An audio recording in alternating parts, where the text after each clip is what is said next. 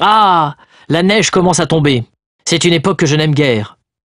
De mon temps, il fallait que les récoltes soient rentrées, et on se préparait à être coupé du monde pendant de longs mois. Il fallait s'organiser l'été, faire le vin et élever le bétail, cultiver céréales et légumes pour les consommer l'hiver.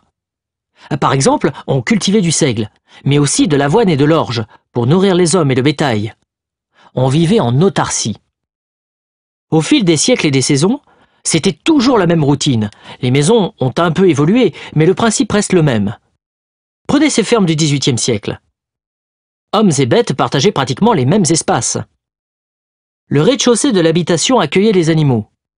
Le premier étage, c'était celui des hommes, là où vivait toute la famille. Et sous les toits, on stockait le foin. Et puis venait le printemps, tant attendu. Mes brebis ne demandaient qu'à aller retrouver les pâturages. Et moi aussi. Cette herbe tendre et verte, elles en raffolent. Pendant les chaleurs de l'été, je mène mon troupeau à l'estive, encore un peu plus haut. Les bêtes ont moins chaud et profitent de l'herbe fraîche avant de redescendre à l'automne. Mais je constate que les choses ont bien changé. Je ne vois guère de culture autour de moi. Les paysans semblent être partis. Il faut dire que cette vie était rude.